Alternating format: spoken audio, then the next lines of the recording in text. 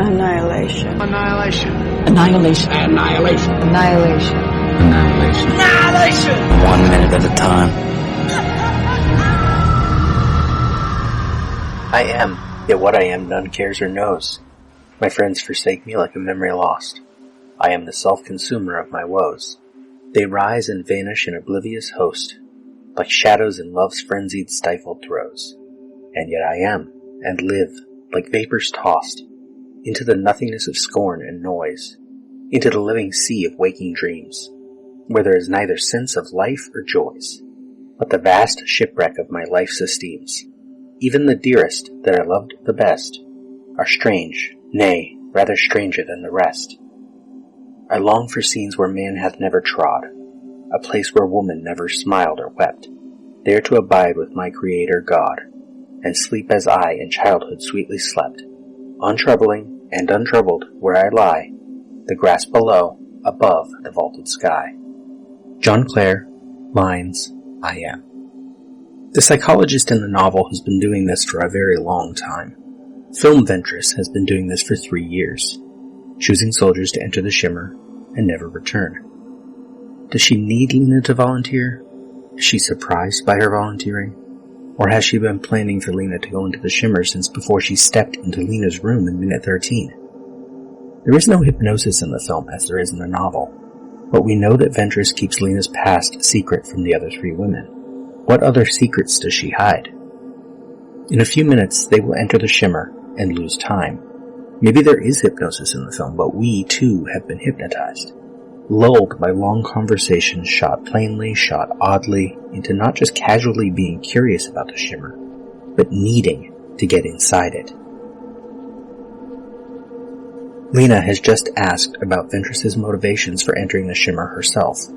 We are angled across the desk on Lena as minute 27 begins. Lena gets up from her chair. Angle on Ventress, right profile. She looks up. Angle from outside window. Lena walks around behind her chair, stops, and looks outside, past camera, toward the Shimmer. Dr. Ventress, I've been watching this phenomenon for a while now. Second 10, angle on Ventress, close to that right profile from before, but lower. She doodles as she speaks. She recites the following with even less emotion than usual. She seems disinterested in explaining her usual role, possibly because she no longer has to fulfill it. Dr. Ventress continued. I profile the volunteers. I pick the teams. They enter. I watch. Beat. She stops doodling. I watch it grow closer. She begins to doodle again. There's only so long one can do that. Second 30, medium shot of Lena from outside the window. She turns her head to the side, but does not turn around. Lena, but you need to know what's inside. Angle on Ventress, right profile. She looks up from her doodling. She nods. Dr. Ventress, yes, I do. Second 39, close on Lena from behind. She turns around. Lena, so do I. In the novel, the biologist tries to separate her volunteering from wanting to solve the mystery regarding her husband. She explains, quote, according to the records we had been shown, the first expedition reported nothing unusual in Area X, just pristine, empty wilderness. After the second and third expeditions did not return, and their fate became known, the expeditions were shut down for a time. When they began again, it was using carefully chosen volunteers who might at least know a measure of the full risk. Since then, some expeditions had been more successful than others. The 11th expedition in particular had been difficult, and personally difficult for me with regard to a fact about which I have not been entirely honest thus far. End quote. Earlier, she lays out in detail a sense of her own curiosity. Quote, my lodestone, the place I always thought of when people asked me why I became a biologist, was the overgrown swimming pool in the backyard of the rented house where I grew up.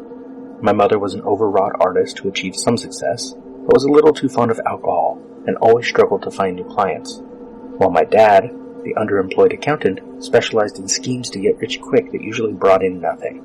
Neither of them seemed to possess the ability to focus on one thing for any length of time. Sometimes it felt as if I had been placed with a family, rather than born into one. They did not have the will or inclination to clean the kidney-shaped pool, even though it was fairly small. Soon after we moved in, the grass around its edges grew long. Sedge weeds and other towering plants became prevalent. The short bushes lining the fence around the pool lunged up to obscure the chain link. Moss grew in the cracks in the tile path that circled it. The water level slowly rose, fed by the rain, and the surface became more and more brackish with algae. Dragonflies continually scouted the area. Bullfrogs moved in, the wriggling malformed dots of their tadpoles always present. Water gliders and aquatic beetles began to make the place their own. Rather than get rid of my 30-gallon freshwater aquarium as my parents wanted, I dumped the fish into the pool, and some survived the shock of that. Local birds like herons and egrets began to appear, drawn by the frogs and fish and insects. By some miracle, too, small turtles began to live in the pool, although I had no idea how they had gotten there. Within months of our arrival, the pool had become a functioning ecosystem. I would slowly enter through the creaking wooden gate and observe it all from a rusty lawn chair I had set up in a far corner.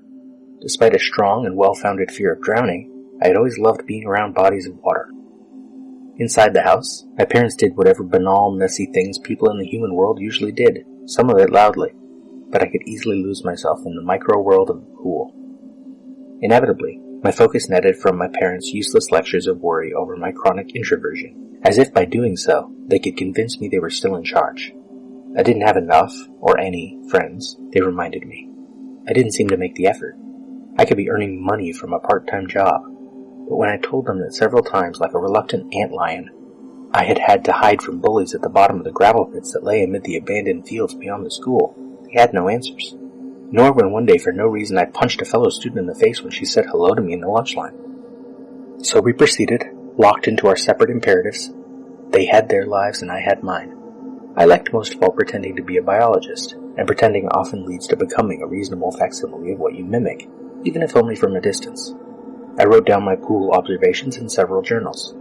I knew each individual frog from the next, old flopper so much different from ugly leaper, and during which month I could expect the grass to teem with hopping juveniles. I knew which species of heron turned up year-round and which were migrants. The beetles and dragonflies were harder to identify, their life cycles harder to intuit, but I still diligently tried to understand them. In all of this, I eschewed books on ecology or biology. I wanted to discover the information on my own first.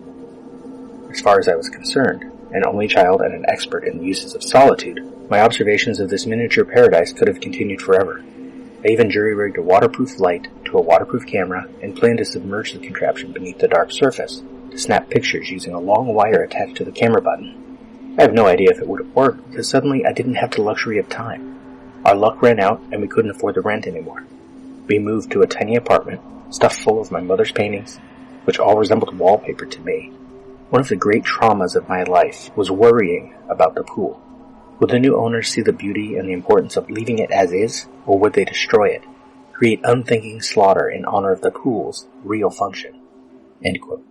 One of the great traumas of her life was worrying about the pool, a curiosity beyond her transformed husband. The film never makes this case, but neither does it contradict it. Second 42, close on Ventress, right profile. Just below frame, she raises her pencil and then sets it down. She cannot help but smile as she begins to reply, but her attention is downward, her eyes nearly closed. Dr. Ventress. So that's the complication. She nods. She looks up. Dr. Ventress continued. You want to come with us? Second 50, close on Lena. Still a quarter turn from fully facing us. She turns more and moves closer as she speaks. Lena, I can't do anything for him here. Second 53, close on Ventress, from the front. Her eyes are directed downward and nearly closed. Dr. Ventress, soldier scientist. If she had not already wanted Lena for this mission, in this brief pause you can easily imagine her calculating the variant for this mission with Lena included, how it changes whatever parameters are on the page before her. Dr. Ventress continued. You can fight, eat, you can... And time runs out for this minute.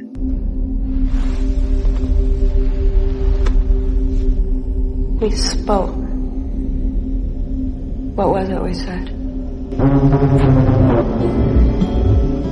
Wordlessly watching, he waits by the window and wonders at the empty place inside.